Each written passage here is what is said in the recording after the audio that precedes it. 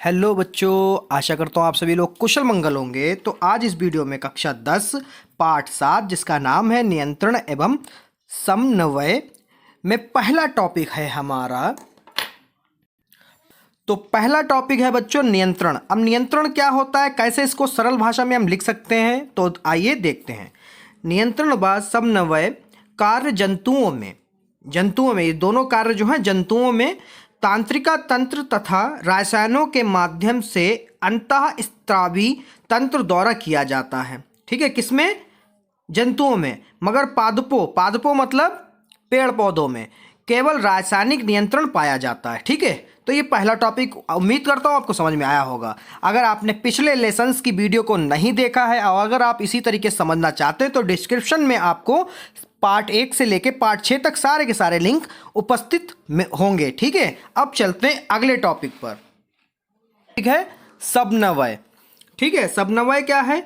जीव में विभिन्न जैव प्रक्रम एक साथ होते हैं। जो जीव होते हैं उनमें जो है जैव प्रक्रम एक साथ कई प्रकार के होते हैं या होते रहते हैं। इन सभी के बीच तालमेल बनाए रखने को समन्वय कहते हैं। इन सभी के बीच संतुलन या तालमेल बनाए रखने की प्रक्रिया को समन्वय कहते हैं।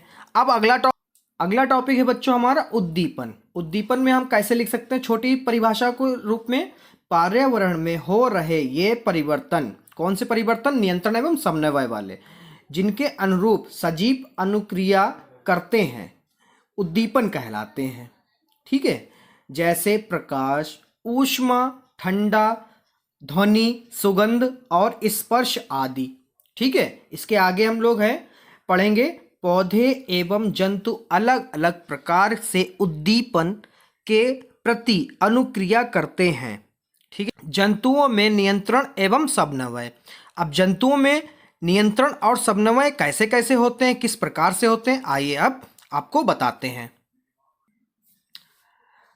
यह सभी जंतुओं में दो मुख्य तंत्रों द्वारा किया जाता है। कितने? दो मुख्य तंत्रों द्वारा। बहुत इंपॉर्टेंट है बच्चों ये दो मुख्य जो है हमारे इस लेसन में। नंबर 1 तंत्रिका तंत्र, नंबर 2 अंतःस्त्रावी तंत्र। तो सबसे पहले हम पढ़ते हैं तंत्रिका तंत्र को। एवं समन्वय तंत्रिका एवं पेशीय ऊतक द्वारा प्रदान किया जाता है। तंत्रिका तंत्र तंत्रिका कोशिकाओं या न्यूरॉन के एक संगठित जाल का बना होता है और यह सूचनाओं को विद्युत आवेग के द्वारा शरीर के एक भाग से दूसरे भाग तक ले जाता है। आप यहाँ से यहाँ तक इसको पढ़िए वीडियो को रोककर, मुझे पूरी उम्मीद है आपके ये समझ में आ जाएगा। फिर इसके बाद में एक टॉपिक है छोटा सा बच्चों जिसका नाम है ग्राही। क्या नाम है? ग्राही। अब ग्राही में बच्चों क्या होता है? ग्राही तंत्रिका कोशिका के विशिष्टीकृत सिरे होते हैं जो वातावरण से सूचनाओं का पता लगाते हैं। ये ग्राही हमारी ज्ञानेंद्रियों में स्थित होते हैं। उदाहरण के तौर पर कान में यानी सुनना, शरीर का संतुलन। ठीक है, आँख में प्रकाशग्राही यानी देखना, त्वचा में तापग्राही गर्म एवं ठंडा स्पर्श जो हमें महसूस होता है। ठीक है, नाक में ग्रहणग्राही गंध का पता लगाना।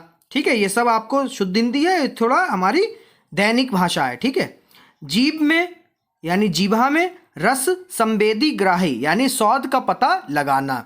ठीक है, बस इसमें आपको ग्राही में इतना ही यहाँ तक पढ़ना था। और अगर आप अच्छी तरीके से समझना चाहें तो चित्र साइड में शो हो रहा होगा, उसको ध्यान से देख लीजिए वीडियो को रोक कर।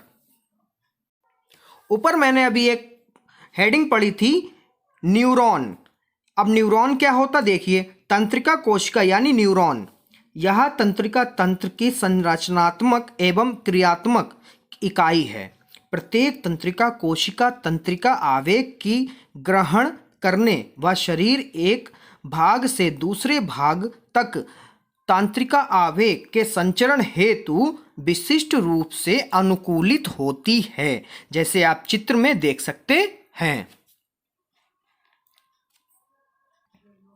इसके आगे बच्चों है तंत्रिका कोशिका के 3 भाग होते हैं। नंबर 1 कोशिका काय, नंबर 2 द्रुमिका, नंबर 3 तंत्रिकाक्ष। ठीक है, तो नंबर 1 को हम बताते हैं आपको होता क्या है। छोटी छोटी सी हेडिंगें हैं, इनको पढ़ लीजिए, क्लियर हो जाएगा। कोशिका काय द्रुमिका में प्राप्त की गई सूचना विद्युत आवेग के रूप में चलती है। अब द्रुमिका क्या होता है? कोशिका काय, यानी ये वाली हेडिंग, कोशिका काय से निकलने वाली धागे जैसी संरचनाएं जो सूचना प्राप्त करती हैं। अब तंत्रिकाक्ष क्या होता है? यह सूचना के विद्युत आवेग को कोशिका काय से दूसरी न्यूरॉन की द्रुमिका तक पहुंचाता है। ठीक है बच्चों, अगला टॉपिक है हमारा बच्चों अंतःग्रहणथन यानी सिनेप्स। अब ये क्या होता है ये भी देख लीजिए। यह तंत्रिका के अंतिम सिरे एवं अगली तंत्रिका कोशिका के द्रुमिका के मध्य का रिक्त स्थान है। यह विद्युत आवेग को रासायनिक संकेत में बदला जाता है जिससे यह संचरित हो सके। जैसे आपको चित्र शो हो रहा होगा साइड में, आप वहां से समझ सकते हैं। हम पढ़ेंगे प्रतिवर्ती क्रिया। किसी उद्दीपन के प्रति तेज व अचानक की गई अनुक्रिया प्रतिवर्ती क्रिया कहलाती है। तेज और अचानक की गई अनुक्रिया क्या कहलाएगी? प्रतिवर्ती क्रिया। किसमें? उद्दीपन में। उदाहरण पर किसी गर्म वस्तु को छूने पर हाथ को पीछे हटा लेना क्या कहलाएगा? प्रतिवर्ती क्रिया। अब प्रतिवर्ती चाप क्या कहलाएगा? प्रतिवर्ती क्रिया के दौरान विद्युत आवेग जिस पथ पर चलते हैं उसे प्रतिवर्ती चाप कहते हैं। बेटा अनुक्रिया, क्योंकि बार बार आ रहा था पीछे हेडिंग्स में, तो अब अनुक्रिया क्या होता है उसको देख लीजिए। या 3 प्रकार की होती हैं। ऐच्छिक, ऐच्छिक में क्या होता है बच्चों? तो यहाँ पर बता देंगे 3 प्रकार के कैसे कैसे। नंबर 1 में ऐच्छिक, नंबर 2 में अनैच्छिक और नंबर 3 में प्रतिवर्ती क्रिया। ठीक है, तो नंबर 1 है ऐच्छिक। इसमें देख लीजिए अग्र मस्तिष्क, जो हमारा मत्थे में होता है, जो वाला भाग मस्तिष्क का उसको कहते हैं अग्र मस्तिष्क। ठीक है, जो मत्थे में होता है। ठीक है बच्चों, आप समझ रहे होंगे, अभी चित्र मिलेगा आप वहाँ से समझ लीजिएगा। अग्र मस्तिष्क द्वारा नियंत्रित की जाती है, उदाहरण के तौर पर बोलना या फिर लिखना। अनैच्छिक मध्य एवं पार्श्व मस्तिष्क। मध्य मतलब जो हमारा बीचों बीच में होता है। ठीक है, मस्तिष्क जो हमारा बीचों बीच में होता है उसके द्वारा नियंत्रित की जाती है, उदाहरण के तौर पर श्वसन, दिल का धड़कना। प्रतिवर्ती क्रिया मेरुरज्जु यानी हमारी रीढ़ की हड्डी, ठीक है, मेरुरज्जु द्वारा नियंत्रित की जाती है, उदाहरण के तौर पर गर्म वस्तु छूने पर हाथ को हटा लेना।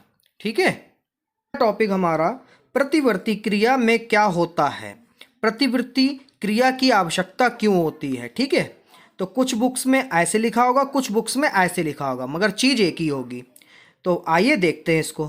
कुछ परिस्थितियों में जैसे गर्म वस्तु छूने पर, पैनी वस्तु चुभने पर आदि हमें तुरंत क्रिया करनी होती है।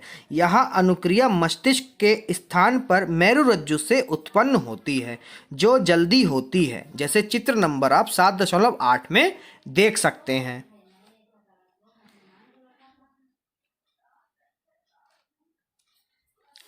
अगला पॉइंट है हमारा मोस्ट इंपॉर्टेंट है मानव तंत्रिका तंत्र। मानव तंत्रिका तंत्र कैसे काम करता है? ये 2 तरीके से काम करता है, एक मस्तिष्क द्वारा, एक मेरुरज्जु द्वारा। तो मस्तिष्क क्या होता है आइए पढ़ते हैं। जैसे हम लोग जानते हैं मस्तिष्क यानी दिमाग यानी ब्रेन। तो मस्तिष्क, मानव मस्तिष्क सभी क्रियाओं के समन्वय का केंद्र होता है। जितनी भी हमारे शरीर में घटनाएं होती हैं, कोई भी सिग्नल इधर से उधर किया जाता है, वो सब कहाँ होता है? मस्तिष्क में। ठीक है, इसके 3 मुख्य भाग हैं। नंबर 1 अग्र मस्तिष्क, नंबर 2 मध्य मस्तिष्क, नंबर 3 पार्श्व मस्तिष्क। अग्र मस्तिष्क को हम ऐसे समझ सकते हैं, जो हमारे मत्थे के पास में जो छोटा सा हिस्सा होता है उसको कहते हैं। मध्य मस्तिष्क जो अग्र मस्तिष्क के बीचों बीच में पाया जाता है, हमारे कपाल में यानी सर की हड्डी को बीचों बीच में। और पार्श्व मस्तिष्क जो हमारे पीछे होता है यानी गुद्दी पर। ठीक है, तो अब आपको बताते हैं अग्र मस्तिष्क। यह मस्तिष्क का सबसे अधिक जटिल एवं विशिष्ट भाग है। यह प्रामस्तिष्क है। ठीक है, इसका दूसरा नाम जो है क्या कहते हैं? प्रामस्तिष्क। अग्र मस्तिष्क के कार्य क्या क्या होते हैं, इसको यही पूछा जाता है। आइए देखते हैं। नंबर 1 में मस्तिष्क का मुख्य सोचने वाला भाग होता है, या जो है मस्तिष्क का सोचने वाला भाग होता है। ऐच्छिक कार्यों को नियंत्रित करता है, सूचनाओं को याद रखना, शरीर के विभिन्न हिस्सों में सूचनाओं को एकत्रित करना एवं उनका समायोजन करना। भूख से संबंधित केंद्र, जैसे हमारे शरीर में भूख जब लगती है तो कौन हमें सचेत करता है, अग्र मस्तिष्क। नंबर 2 वाला है मध्य मस्तिष्क, जो अग्र मस्तिष्क के पीछे होता है। अनैच्छिक क्रियाओं को नियंत्रित करना है, जैसे पुतली के आकार में परिवर्तन, पुतली मतलब जो हमारे आँख में होती है, सिर, गर्दन आदि की प्रतिक्रिया, ठीक है, प्रतिवर्ती क्रिया, आप समझ रहे हैं। 3 पार्श्व मस्तिष्क, जो मध्य मस्तिष्क के पीछे पाया जाता है, यह भी अनैच्छिक क्रियाओं को नियंत्रित करता है। सभी अनैच्छिक जैसे रक्तदाब, लार आना तथा वनम पार्श्व मस्तिष्क स्थित मेडुला द्वारा नियंत्रित होती है। पार्श्व मस्तिष्क के 3 भाग होते हैं बच्चों, कितने, 3। अब 3 कौन कौन से, तो नंबर 1 अनुमस्तिष्क, फिर नंबर 2 मेडुला, नंबर 3 पांस, ठीक है। तो अनुमस्तिष्क क्या होता है, आइए देखते हैं। यह ऐच्छिक क्रियाओं की परिशुद्धि तथा शरीर के स्थिति तथा संतुलन को नियंत्रित करती है। उदाहरण के तौर पर पेन उठाना। मेडुला क्या कर सकता है हमारे शरीर में, यह अनैच्छिक कार्यों का नियंत्रित करती है। उदाहरण के तौर पर रक्तचाप। रक्तचाप का मतलब आपको मैं बता दूं, जो हमारे नसों में रक्तचाप मतलब किस स्पीड से खून बह रहा है, उसी को कहते हैं रक्तचाप। वनम आदि। फिर पॉन्स का मतलब, पॉन्स का क्या काम है, यह अनैच्छिक क्रियाओं जैसे श्वसन को नियंत्रित करता है, जो हम सांस लेते हैं उसको नियंत्रित करता है। कौन, पांस। अब पांस कहाँ पाया जाता है, ये तीनों कहाँ पाए जाते हैं, पार्श्व मस्तिष्क में। अगला टॉपिक, मस्तिष्क एवं मेरुरज्जु की सुरक्षा। कुछ बुकों में ऐसा मिलेगा, कुछ बुकों में ऐसे मिलेगा। ये उत्तक रक्षित कैसे होते हैं, ठीक है। उत्तक का मतलब मस्तिष्क और मेरुरज्जु, इनकी सुरक्षा कैसे की जाती है। सबसे पहले मस्तिष्क की सुरक्षा कैसे होती है शरीर में। मस्तिष्क एवं हड्डियों के बॉक्स में अवस्थित होता है। आपने देखा ही होगा, हमारे सर में जो हड्डी होती है उसके अंदर बहुत संयोजित किया जाता है। आपने देखा होगा जैसे हमारे सर में जो है कपाल, यानी जो सर की हड्डी होती है, उसके अंदर मस्तिष्क पाया जाता है, जिसको यहाँ पर हड्डियों के बॉक्स में बताया गया है। बॉक्स के अंदर तरल पूरित गुब्बारे में मस्तिष्क छोटा सा है, जो प्रघात अवशोषक का कार्य करता है। उसमें एक हड्डियों के अंदर जो है एक तरल पूरित, एक लिबलिबी सी गुब्बारे ऐसी झिल्ली है, जिसके अंदर मस्तिष्क रखा होता है। और उस झिल्ली का काम क्या है, हमारे चोटों को, बाहरी चोटों या धक्कों को क्या करता है, वो अवशोषित कर लेती। कौन, जो झिल्ली है, ठीक है। यानी मेरुरज्जु की सुरक्षा, मेरुरज्जु की सुरक्षा कशेरुक दंड या रीढ़ की हड्डी करती है, ठीक है। मेरुरज्जु आपको साइड में शो हो रहा होगा, देख लीजिए। अब हो गया मानव शरीर की बात। अब करते हैं पौधों यानी पादपों में समन्वय कैसे होता है। शरीर की क्रियाओं के नियंत्रण तथा समन्वय के लिए जंतुओं में तंत्रिका तंत्र होता है, लेकिन पादपों में ना तो तंत्रिका तंत्र होता है और ना ही पेशियां। अब यहाँ पर एक क्वेश्चन यहाँ से एक उत्पन्न होता है, वो क्या है, अतः वे उद्दीपन के प्रति अनुक्रिया कैसे करते हैं। अतः पादप 2 भिन्न प्रकार की गतियाँ दर्शाते हैं, एक वृद्धि पर आश्रित व दूसरी वृद्धि से मुक्त है। एक जो है वृद्धि के ऊपर पूरी निर्भर है, दूसरी वृद्धि से फ्री मुक्त है। पौधों यानी पादपों में गति के कारण, नंबर 1 वृद्धि पर निर्भर ना होना, नंबर 2 वृद्धि पर निर्भर गति। यहाँ पे दोनों चीज़ें अलग अलग हैं, एक जैसी नहीं है, इनको याद कर लीजिए। फिर नंबर 1 हम देखते हैं उद्दीपन के लिए तत्काल अनुक्रिया। अब जो नंबर 1 में हमने पढ़ा है अभी, उद्दीपन के लिए तत्काल अनुक्रिया, ये कैसे होता है। वृद्धि पर निर्भर ना होना, कोशिका अपने अंदर उपस्थित पानी की मात्रा को परिवर्तित कर गति उत्पन्न करती है, जिससे कोशिका फूल या सिकुड़ जाती है। क्या होता है, कोशिका या फिर फूल जाएंगी या फिर सिकुड़ जाएंगी। उदाहरण के तौर पर छूने पर छुई।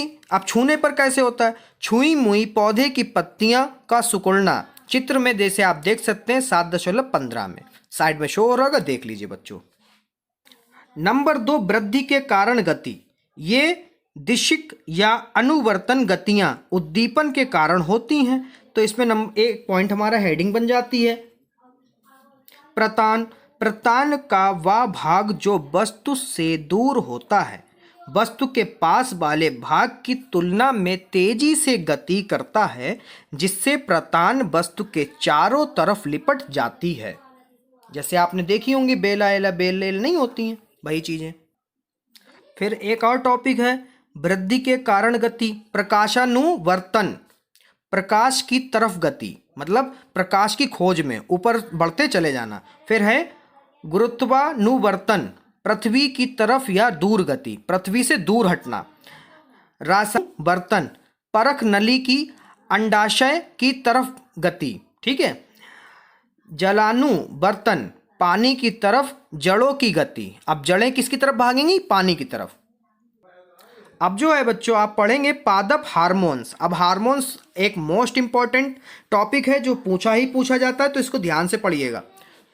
पादप हार्मोन्स पौधे में पाए जाने वाला रासायनिक पदार्थ है। ये पदार्थ पौधे में नियंत्रण और समन्वय का काम करते हैं। मुख्य पादप हार्मोन ऑक्सिन, यह प्रोह के अग्रभाग यानी डिप में संश्लेषित होता है तथा कोशिकाओं की लंबाई में सहायक होता है। मतलब कोशिकाएं बढ़ेंगी या लंबाई पकड़ेंगी तो किसकी वजह से? ऑक्सिन, ठीक है। अगला है बच्चों हमारा जिबेरेलिन, तने की वृद्धि में सहायक होता है। जिबेरेलिन किस में सहायक होता है? तने की वृद्धि में, तना जो कैसे बढ़ेगा उसके लिए। फिर है हमारा साइटोइनिक, ठीक है। फलों और बीजों में कोशिकाओं विभाजन तीव्र करता है। फल व बीज में अधिक मात्रा में पाया जाता है। फल में या फिर बीजों में या अधिक मात्रा में पाया जाएगा। फिर है हमारा अगला है हमारा एबिसिक अम्ल। यह वृद्धि का सदम करने वाले हार्मोन का एक उदाहरण है। पत्तियों का मुरझाना इसके प्रभाव में सम्मिलित है, ठीक है। अब जब हमने पढ़ लिया पादपों में हार्मोन्स, तो अब हम पढ़ेंगे जंतुओं में हार्मोन, ठीक है। जंतुओं में रासायनिक समन्वय हार्मोन द्वारा होता है। ये हार्मोन अंतः ग्रंथियों द्वारा स्रावित होते हैं और रक्त के साथ मिलकर शरीर के उस अंग तक पहुंचते हैं जहां इन्हें कार्य करना होता है। अब हम हार्मोन कई बार बता चुके हैं आपको। अब हार्मोन होता क्या उसे भी देख लीजिए। हार्मोन ये वे रसायन हैं जो जंतुओं की क्रियाओं, विकास एवं वृद्धि का समन्वय करते हैं। अंतःस्रावी ग्रंथि, ये भी मैंने अभी पीछे पढ़ाया था आपको, तो आप इसको समझ लीजिए। ये ग्रंथियां हैं जो अपने उत्पाद रक्त में स्रावित करती हैं, जो हार्मोन कहलाते हैं। अब हम पढ़ेंगे हार्मोन की विशेषताएं की जरूरत ही क्यों है हार्मोन्स की। ये विशिष्ट रासायनिक संदेश वाहक हैं। इनका स्रवण अंतःस्रावी ग्रंथियों से होता है। ये सीधे ही रक्त से मिलकर शरीर के विभिन्न अंगों तक पहुंचते हैं। फिर हम पढ़ेंगे बच्चों जंतुओं में नियंत्रण एवं समन्वय के लिए तंत्रिका तथा हार्मोन्स क्रियाविधि तुलना। यह आप किताब में देख सकते हैं, एनसीईआरटी और प्राइवेट बुक्स में आपको मिल जाएंगे। उसके बाद में अंतःस्रावी ग्रंथि / बहिस्रावी ग्रंथियों में अंतर, किताब से आपको यह भी मिल जाएगा। मैं पूरी कोशिश। अगला है बच्चों हमारा मधुमेह यानी डायबिटीज। ये अक्सर अब हमारे घर में हो सकता है, आपके घर में कोई मरीज हो इसका, और नहीं है तो आस पड़ोस में आपको इसके मिल ही जाएंगे। मधुमेह मतलब डायबिटीज। इस बीमारी में रक्त में शर्करा का स्तर बढ़ जाता है। शर्करा मतलब मिठास यानी शुगर लेवल बढ़ जाता है। अगली हेडिंग है बच्चों हमारी मधुमेह यानी डायबिटीज होने के कारण। ये होता क्यों हमारे शरीर में? अग्नाशय ग्रंथि द्वारा स्रावित खून की कमी के कारण होता है। इंसुलिन रक्त में शर्करा को नियंत्रित करता है। इंसुलिन जो है हमारी जैसे ही हमारे खून में कमी होती है वैसे ये डायबिटीज़ होने की खतरा हमारे शरीर में बढ़ जाता है। क्यों? क्योंकि इंसुलिन जो है हमारे ब्लड में शर्करा को नियंत्रित करता है। अब अगला टॉपिक है हमारा बच्चों, मधुमेह का निदान या उपचार, इसका इलाज क्या है? इंसुलिन हार्मोन का इंजेक्शन, कि अब जिसकी कमी है हार्मोन्स में उसको बढ़ाया जाए, उसका एक इंजेक्शन आता है, उसको हम लोग लेते रहेंगे तो हमारे डायबिटीज़ कंट्रोल रहेगी।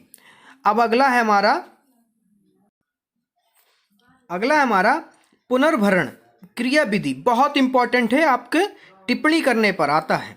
हार्मोन का अधिक या कम मात्रा में स्रावित होना हमारे शरीर पर हानिकारक प्रभाव डालता है। पुनर्भरण क्रिया विधि या सुनिश्चित करती है कि हार्मोन सही मात्रा में तथा सही समय पर स्रावित हो। उदाहरण के लिए रक्त में शर्करा के नियंत्रण की विधि, जैसे आप चित्र नंबर 7.25 में देख सकते हैं। और यहीं पर आपका यह लेसन समाप्त होता है। अगर आपको मेरी वीडियो पसंद आई हो और ऐसे ही वीडियो आप पाना चाहते हैं तो मेरे चैनल को सब्सक्राइब करें। वीडियो पसंद आए तो लाइक करें, क्योंकि बहुत मेहनत लगती है बच्चों इसको बनाने और एडिटिंग करने पर।